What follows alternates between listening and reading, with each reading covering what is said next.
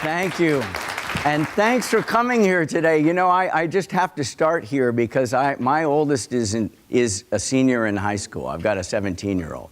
So I know what you've been through. And you know, I'm a finance person, pardon the jargon, but I've been on the sell side of higher ed my whole life. And now I'm on the buy side, going to these universities, and it's like, wow, that was a good pitch. Or, at that price, you gotta be kidding me. So anyways, I want to congratulate all of you, because this, you know, my son's a great kid, but getting into Berkeley is going to be very, very tough, and or schools of this quality. So congratulations to all of you for that, and thanks for coming out today. You know, we have, as Lisa mentioned, we'll have at least 20 minutes for questions, and you can take that part of the conversation anywhere you'd like to. There are a few things that we thought we would prepare on the front end, just so you have a sense for it.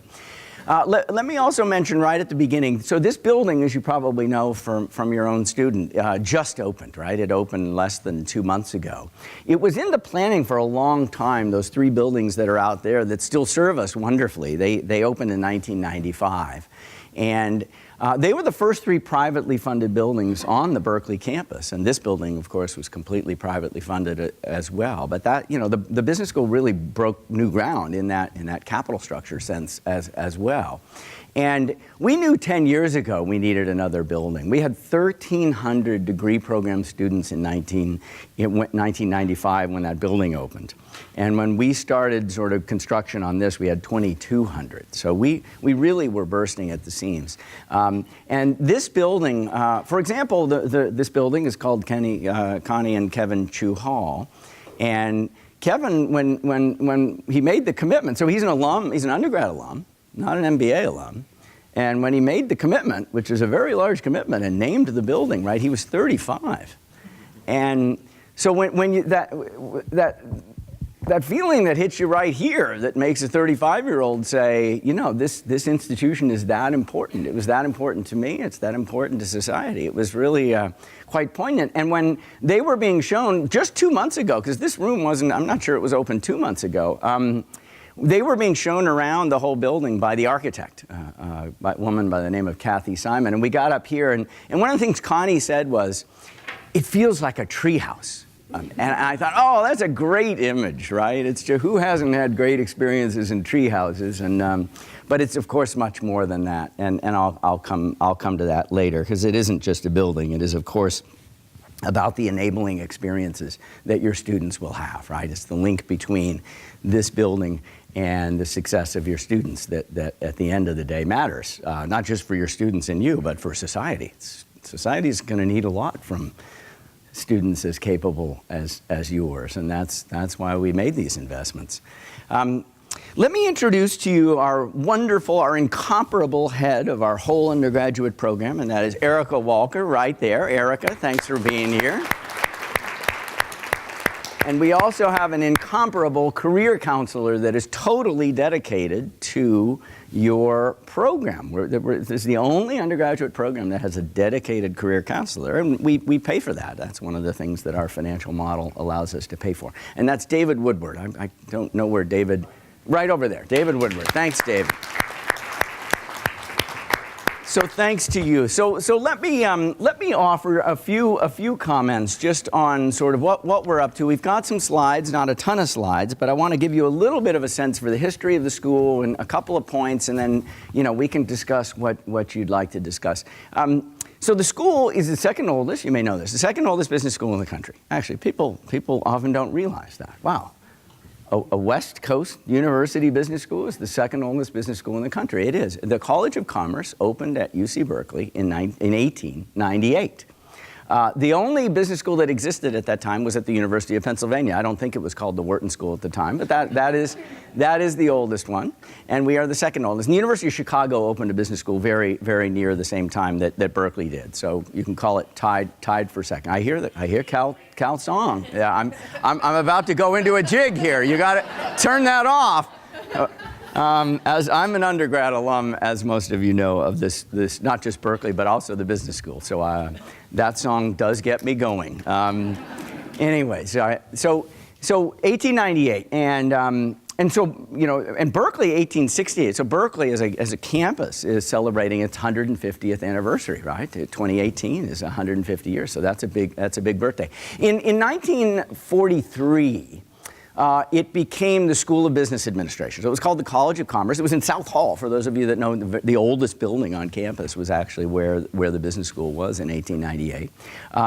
In 1943, we launched an MBA program. We were not the first MBA program in the country. So some of the East Coast schools had MBA programs, like Dartmouth and Harvard, and a couple of the others launched MBAs in 1910-ish, so quite a bit before the 1943. But so we became the School of Business Administration in 1943. In 1989, the school was actually called the Haas School, the big gift that came in from the Haas family, the founding family of Levi Strauss.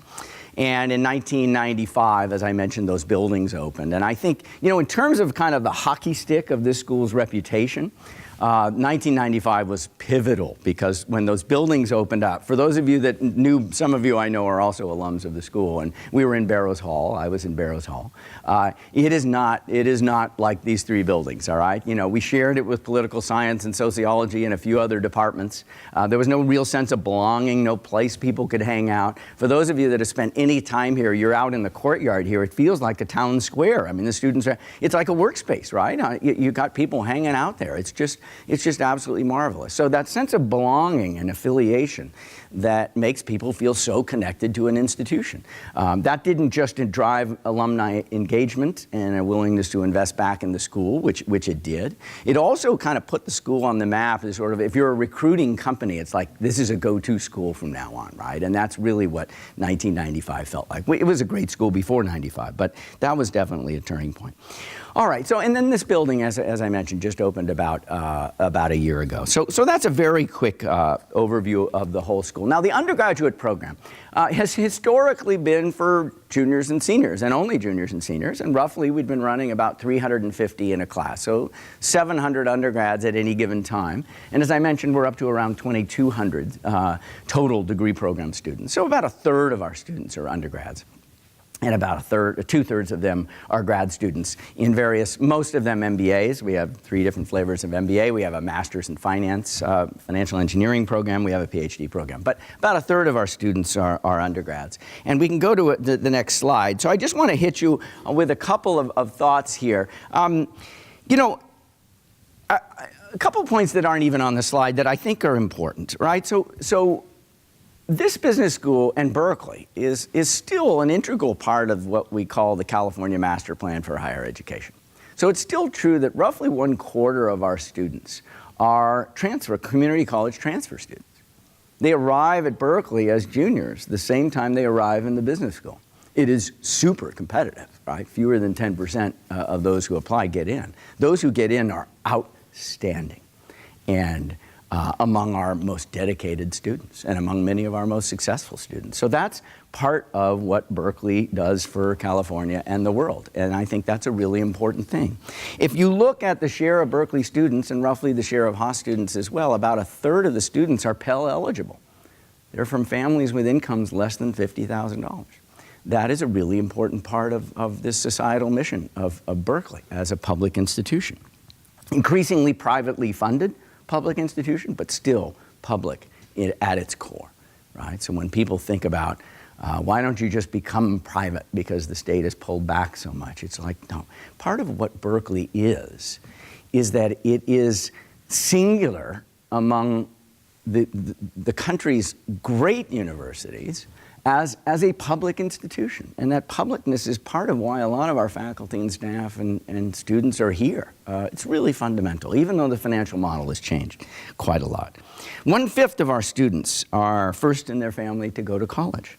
Neither of my 2 parents had a 4-year degree. This place had a profound impact on me.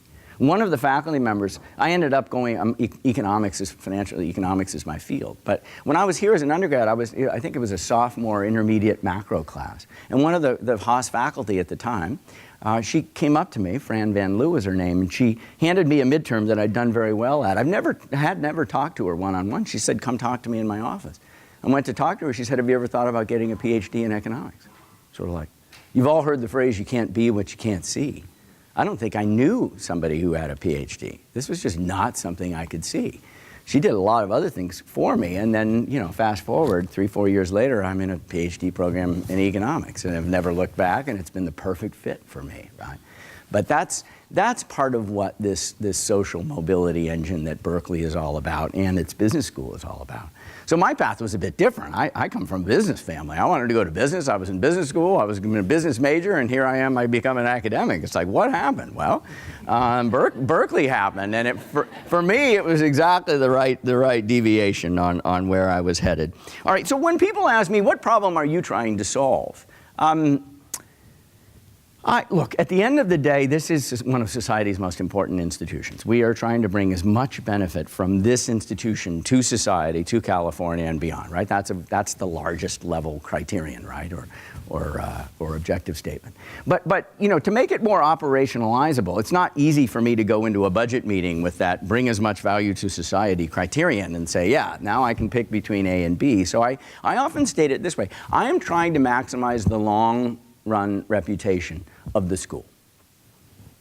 I think if we get that right, the best faculty, the best staff, the best students will want to be here. We're a human capital organization. We get the best people. We're going to drive as much value as we possibly can. And that's really fundamentally. I don't want to make choices that might move us in the rankings next year. But everybody in this room would say that can't be the right long-run choice, friend. That just can't be. You can't be making those kinds of choices. So that's one of the things that I focus on. And it still requires a little refinement, right? Well, how do you define long-run reputation and so forth? And then one last comment before I go to a next slide here. What do I tell the students at graduation? Some of you I know are parent ambassadors, so you will know this. But we have our own Greek theater commencement that is just the students of the high school. It's wonderful, it's intimate, it's really nice. They also do a campus-wide commencement. That's in Memorial Stadium. That's less intimate, okay? There's a lot of people in Memorial Stadium. And the deans are all up at the dais, and each dean gets like 30 seconds to say what she or he wants to say.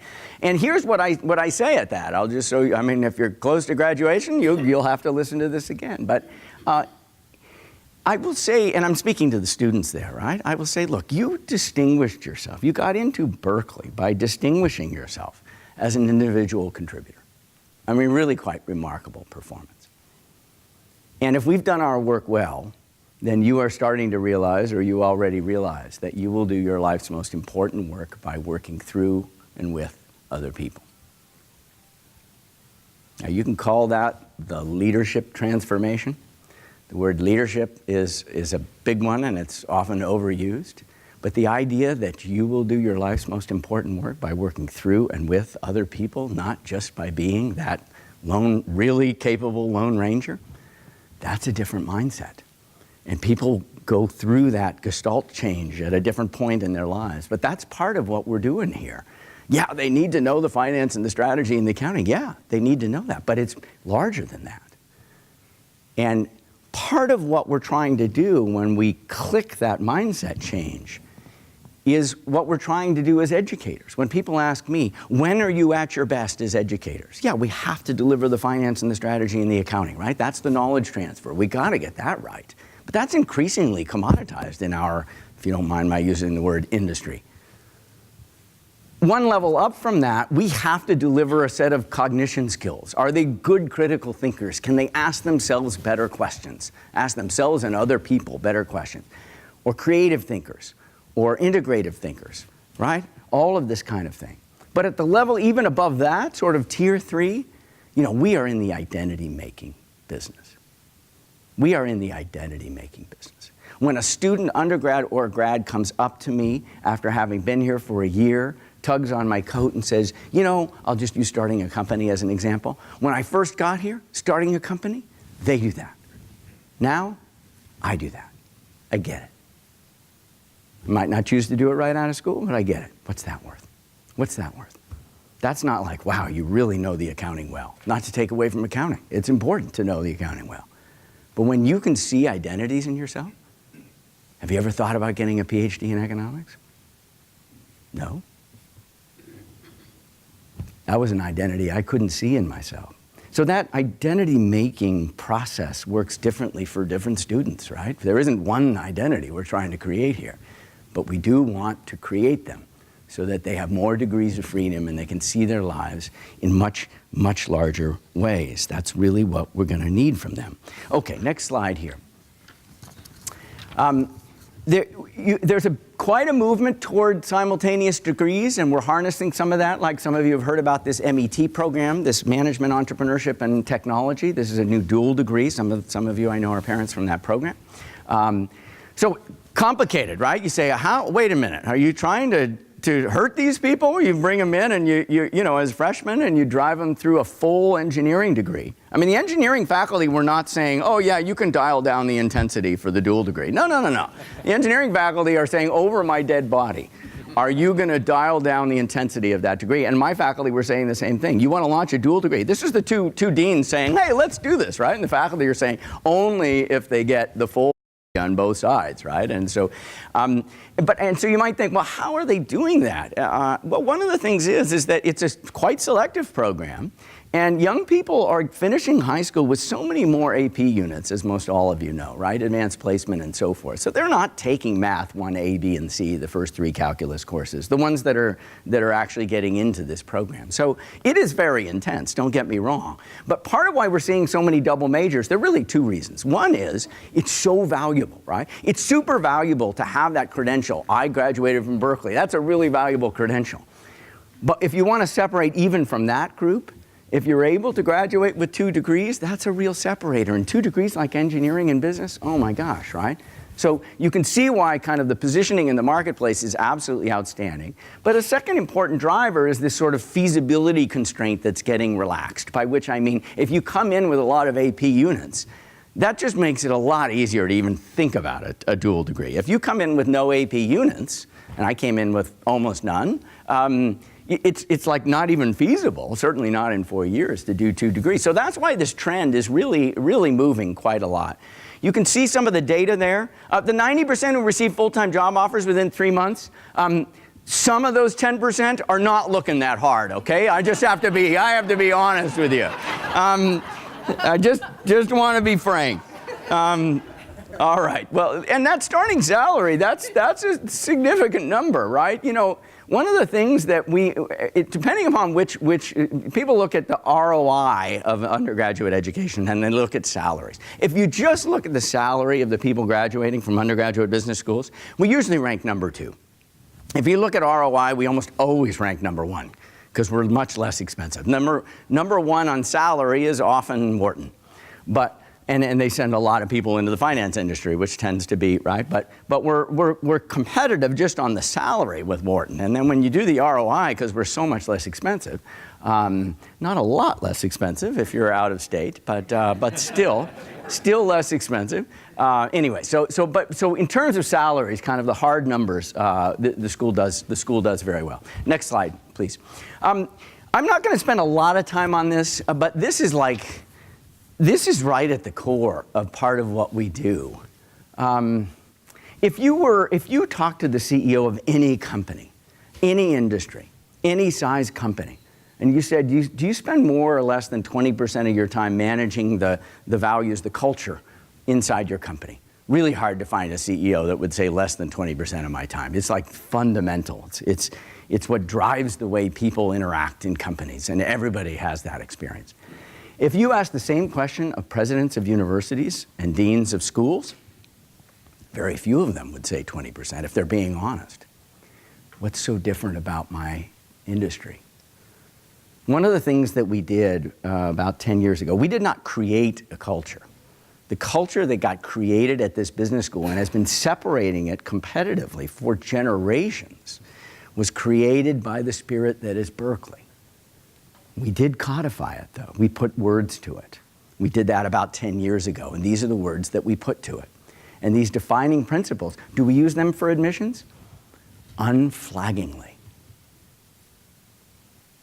If you're an MBA, we interview absolutely every MBA that gets in. That's a precondition. If we interview you and you have, the entry exam at the graduate level is called the GMAT. And if you have an 800 GMAT, perfect score, and you have a 3.9 undergrad GPA and 4 years of work experience at name your company, JP Morgan, and we interview you, and confidence without attitude is not what comes through, arrogance comes through. Look, the world needs all kinds, and there are many terrific business people that you would describe as arrogant, but they are not getting into this business school. That's not the business school we are. And if somebody says rich, we could go up in the rankings. That 800 GMAT is going to help us in the rankings. It's like, I'm not going to do that trade. We're not going to do that trade.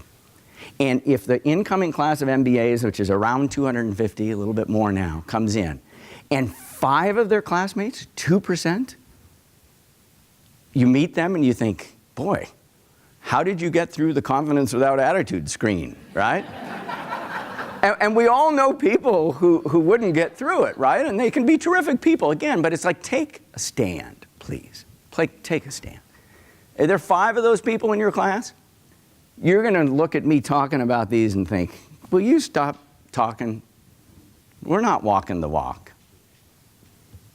Now, how separating are these? You know, because now I'm going kind of into the marketing and business school speak, but when we talk about we didn't do this just to sell or compete. But if you did look at this as a competing on culture strategy, you'd say, is it true? Is it valued? And is it different? That's what unique selling propositions are all about. So Harvard Business School, I know the dean there well. I would say this in front of the dean. If the dean were here and said, Harvard Business School, we are about questioning the status quo, that's not your brand. That is not where you come from. You trade on the opposite end of that continuum, right? You're the establishment, the power brokers. You drive that. It would be dissonant to say this. The 3 or 4 or 5 absolutely, remarkable business schools in the world, if you talk to recruiters, they will say they have systematic problems with confidence without attitude, okay? Problems with that. And we don't like it, other things equal. Beyond yourself, if I were to say to each of you, officers eat last, everybody knows what that means. And everybody has worked for an officers eat first person. We know what that looks like as well. And we are a public institution. We compete at the top of the stack almost exclusively with private business schools. It's not that nobody else can say this, but the idea that service to others is a fundamental way to think about how leadership needs to happen, we believe in the world, and certainly we believe here, well, it's sort of take a stand on that. So these are not things that every school, there's difference in these. It's hard for other schools to say these. So it's not just 4 unobjectionable things. And we take them super seriously. And I'm gonna show you this. Sometimes people ask, what powers us on the inside? Okay, well, you need a shirt that has these defining principles on it, okay? That's how it works around here. That's always my undershirt. It gives me that extra little bit of confidence without the attitude, anyway. So this is a big part of who we are, and I think you know that if you've talked to your student. Next slide here. Private giving makes all the difference in this school right now. It makes all the difference. If we were still in Barrows Hall, we'd be a different school. First 3 privately funded buildings, as I mentioned. If you think about this building and what it's allowing, could we have launched MET? No, we couldn't have. Actually, MET itself was launched by nearly $20 million of giving that came in because people said, I want to pay it forward. I want to make possible some absolutely extraordinary opportunities. $20 million. And then there's a lot of stuff that's around the edges, the annual fund, the smaller gifts, right? So when I mentioned that we have this career counselor that no other unit has on campus, part of what makes that possible is a set of many small but wonderful investments. There is a direct connection between your willingness, all of our willingness, to make that small investment in the school and the success of your students. Whether it is that career counselor, or it is the faculty member that got that offer from Harvard and didn't go because we could respond to that offer. That's sort of my dry powder. The annual fund, the discretionary funds, the stuff that adds up from the smaller gifts, that's what I use to retain faculty, for example. So the philanthropy part of it is really fundamental. And you can see there are many, many things that we use it for, but I want to make sure, like experiential learning opportunities, right? Making sure students have an opportunity to design a business or a business plan or to get involved in a consulting project, right? So I want to underscore this. I mean it from the bottom of my heart. It is an honor for me to stand up here and be able to talk about this with you. My wife and I just did our trust. I'm obviously very connected to this place, but we just put a legacy piece in our trust. Another thing I ask people all the time, we have something called the Founders Pledge. It's only been around for 4 years. Kevin Chu has signed it.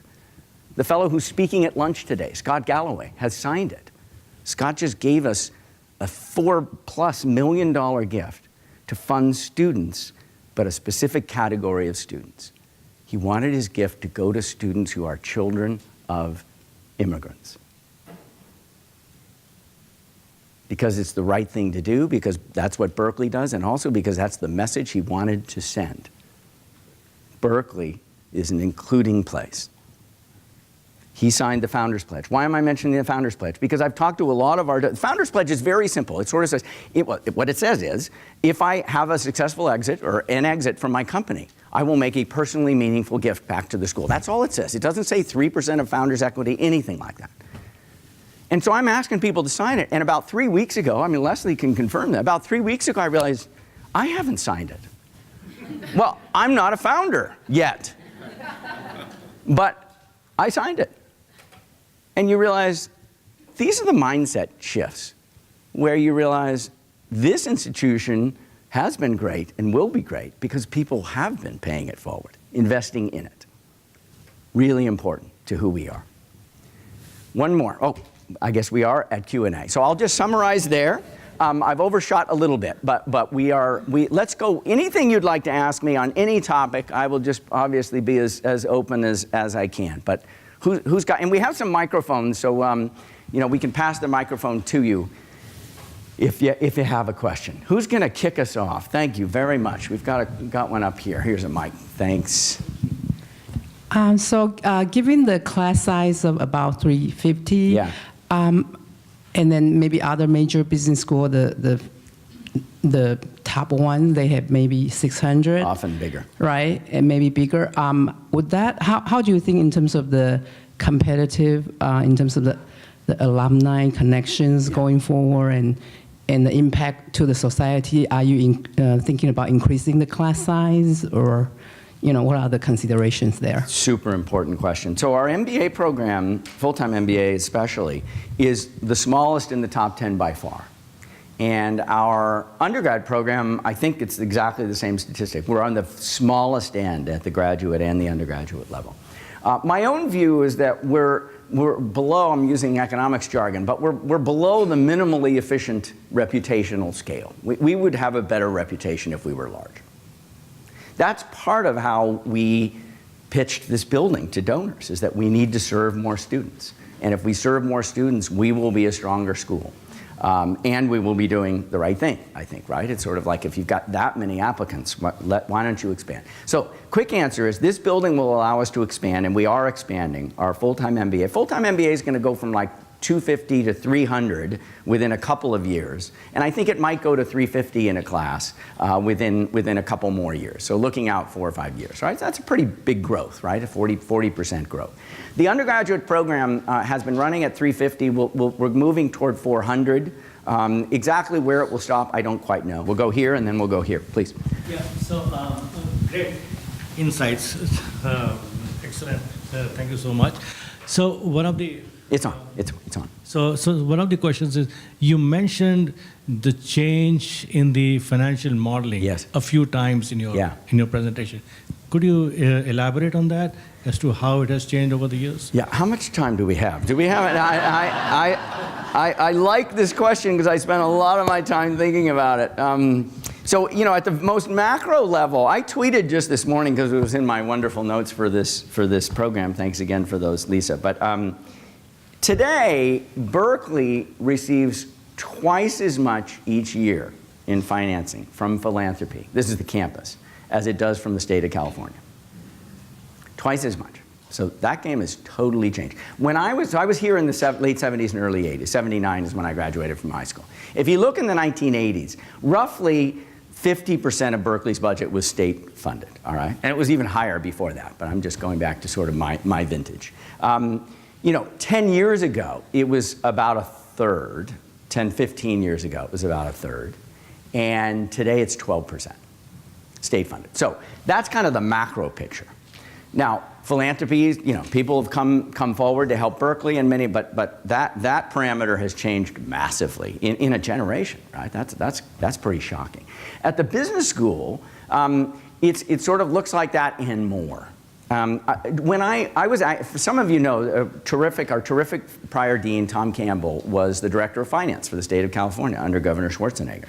And I happened to be the associate dean when Tom got called for that public service. So all of a sudden I'm in Tom's seat. It's 2005, I'm the acting dean. It's like, uh-oh, right? Talk about imposter syndrome. It's like, what am I gonna do now? Anyway, I mention that simply because at that time, the net economic flow, so do we get, the campus sends us public monies from tuition and other things to fund a chunk of our faculty, all right? It's a big number, it's like $20 million.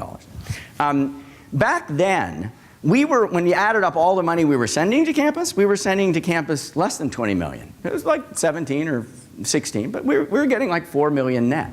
Now we're sending 4 million net to the campus.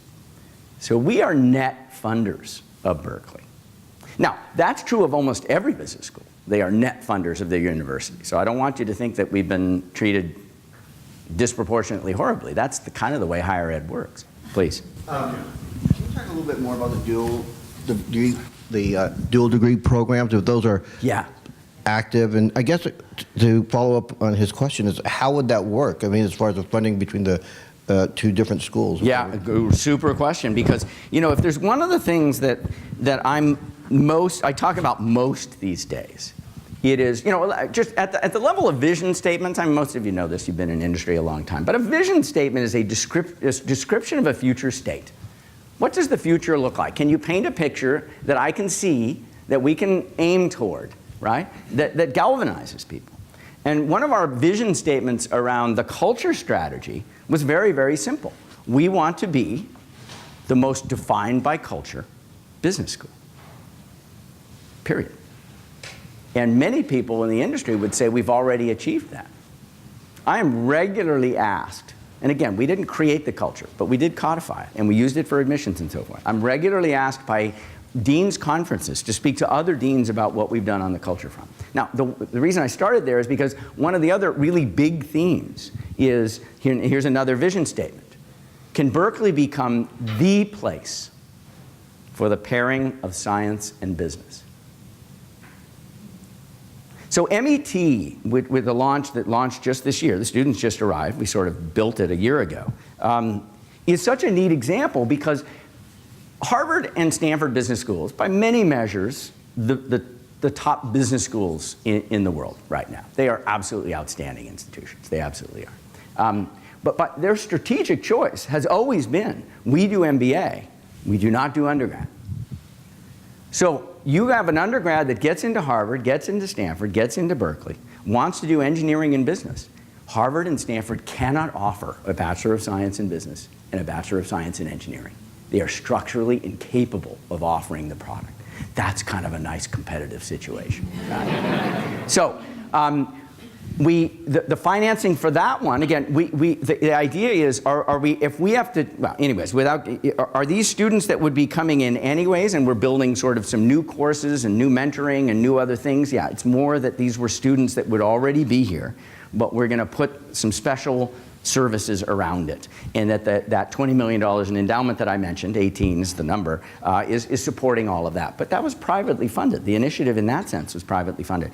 We are looking into launching a new life science plus business undergrad dual degree. It's like, of course, why don't we do it? What about a dual degree at the undergrad level in data science plus business? What about a dual degree chemistry plus business? Right? Every time I talk like this, the head of our undergraduate program says, what are you talking about, all right? This is, because a lot of work went into making MET happen, right? So this is a vision statement. But imagine 10 years from now, we have 5 undergraduate dual degree programs with STEM fields that we didn't have a year ago, and 5 MBA programs with STEM fields. That's like, oh. Shankar Sastry is one of my best friends. He's the dean at engineering. Doug Clark is one of my best friends at chemistry. Mike Botchin, one of my friends. So we're going for it. So anyways, I see this as sort of a place that we could go, that if we really prosecute this full blast, could separate Berkeley from every university. And that's, when you have strategic plays that look like that, it's like, oh, we got to double down. So we're just starting to double down on this stuff, and I'm just as excited as ever. So thanks for that question. So we have time for, I think, just, okay, question back here. So we'll take one back here, and then we'll take this one. Please. Hi, my name is Wendy, and I have a senior at Haas. And we were asked to sort of speak, Lori and I, about our experience here. And I would say, in putting it all together, last night, the one thing that struck me was not only the event that I came to like this when Justin was trying to get in here, and just hearing that not everybody gets in, like what you said today. There were board members' kids that didn't get in. There were, you know, it wasn't like it was a carte blanche. If you donate to Cal, you're getting into the Haas Business School. And that to me was really important because I grew up very poor, and I paid for my own school and law school, and I threw a paper out all through college for 4 years. That's just one of the things I did. But for me to be able to have a student and a son who goes here, he's an athlete, he plays football and rugby, he loves here. He loves his classmates, just his professors and how they pull so much out of him that he didn't even know he had. And we were having dinner last night talking about it, but the other thing that I wanted to say is, I have a daughter who's a junior at UCLA. Great school, nothing against it. And I didn't go here or there. But I will say this. She's getting ready to try to figure out how to take her MCATs. Yeah. And that's exactly what we're doing. We're getting ready to figure out how to take her MCATs. It is a nightmare right now. And she's all over the board and all stressed. Justin is getting ready to take his test. He's already applied to go to Oxford, hopefully to get a business degree or something. Like he's all over the board because the professors here work with him. I mean, they're saying, Justin, you play rugby. What about Oxford? Yeah. Why don't you go try to get in that law school? Right. Justin, why don't you go try to do this? So what about this? And these kids are busy. I mean, we know that, right? They've got a lot on their plate. So the fact that we have faculty here, or I don't know if that's what you call them, like teachers, professors, yep. And I'm layman, obviously. I mean, Laurie and I were joking about it. But the fact that people will reach out like that and provide this is a public university. It's not private. You want to go to Cornell, they'll promise you they're going to get you internships every single time you're on a break from school. But you go here, you don't expect that. And so for me, I'm just blown away and just, you know, touched that my son had the opportunity to do this. Thank you. So while I'm rushing through trying to get my daughter through her thing, I just am so impressed that we don't have to do it so harshly here. And I just want to say thank you, and that's one of the reasons why Steve and I are so gung-ho about donating to this and keeping this going longer. Thank you for that. Thank you for that. Thank you, Wendy. And I'll follow up. My son, Ryan, is a senior as well. We come from Southern California, and of course, just getting into Berkeley is a feat in of itself, but also getting into Haas. Congratulations to your students, whether they be sons or daughters. And you're going to see the exciting opportunities that are available to the students, the exceptional leadership, the faculty, the supportive administrative staff, and these jaw-dropping facilities. I mean, this is incredible. There is no place like Haas. My son Ryan, excuse me, he did an internship both summers and already has his 2018 job offer. That's exciting because it is through the networking opportunities. and the lectures and the fireside chats that they have here. It's just wonderful. I can't emphasize it enough, and I'm so happy that your student is going to be here as well and be able to take advantage of those opportunities. Wendy and I will be available if you need us to answer any questions, and of course, please join us in supporting Haas throughout your 2 years and beyond. Thank you for that. Thank you for that. And this is new for us, having the parent ambassadors. This sort of parent community is something we're growing. We did the first of these sessions 3 years ago, I guess just 2 years ago, and it was, it was 20 people in a room, and so we're developing this, and we're glad that you're part of it. You have a question, please. Yeah. So it's more of a comment and a question. So you've done an amazing job during your tenure as dean, but you also announced that you're stepping down. Yes. So what are you, I don't know if you've started looking for your replacement, but what are you looking for in your replacement, and what should we expect? Thanks for that. So this is my 11th year in the role. This has been the job of an absolute lifetime. I mean, imagine if you had the lifetime I did. You got to come here as an undergrad. Somebody asked you if you've ever thought about getting a PhD in economics. You get a PhD in economics. You probably know this, but when you hit the academic job market, the idea that you're going to get a chance to go back to a Berkeley is like a very small likelihood. It's a very tight market. I got to come back here in 1995 on the faculty, and then I get to serve this institution and all of you in this role. Absolutely the role of a lifetime. And so when I think about those 11 years, I mean, it's obviously been super fulfilling, and you think about your question specifically, what are we looking for? So unlike industry, I don't get to pick the next dean. That won't surprise most of you, but I'm not on the search committee, and that's perfectly appropriate.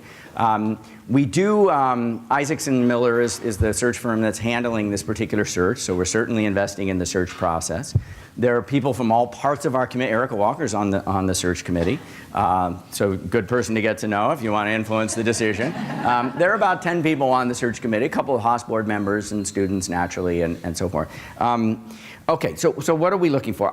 There's so many things to look for in a person in a role like this, but I think one of the things that we've learned, when somebody feels the mission right here, you can tell. I mean, there are professional managers and professional deans all over the place, right? That might have no particular connection to Berkeley. They might be very capable. But I think somebody who really appreciates this institution, doesn't have to be an alum, but really understands it in some way, I think that's important, because that shows through. At the end of the day, somebody who's getting people energized, right? We either are energized as an institution or we're a lot less so. And so I think that there's a connection piece there that I think is absolutely fundamental.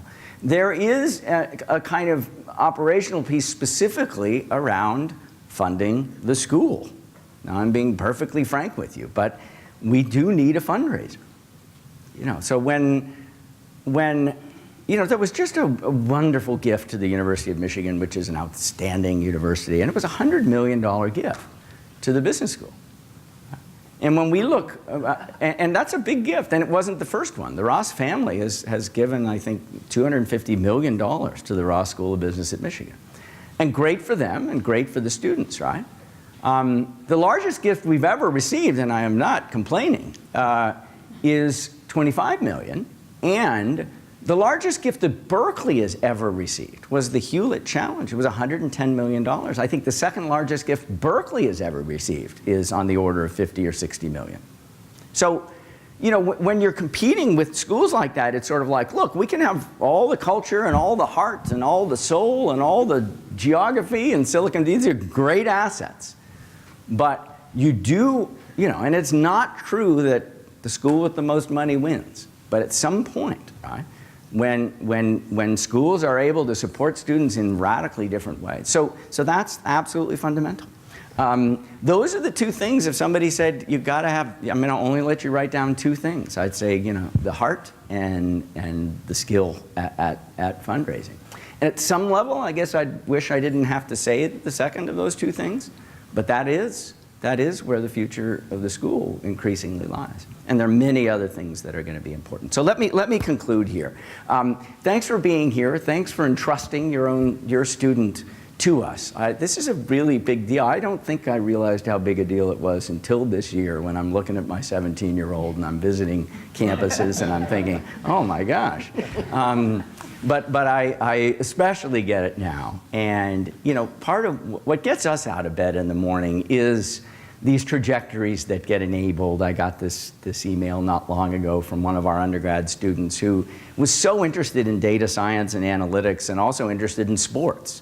And he went to the Cal basketball team and said, could I do your data analytics on basketball team? And they said, yeah, it was a totally volunteer job. And he loved it. But the email that I got was, he'd been out for a year and a half. He said, I am now the data analysis expert for the Los Angeles Lakers. So he just built a place for himself in the economy. And it just mashed up some passions that he had. So when our faculty are sort of talking to the students and connecting them to opportunities and asking questions and helping them, again, be what they can't yet see, right? That's when we're at our best, together. So we do that together. And that's why having an engaged parent community is so important to us. So you enjoy the rest of the day. Let's win this one, huh? Go Bears. Thank you. Thank you. Thank you. Thank you. Thank you.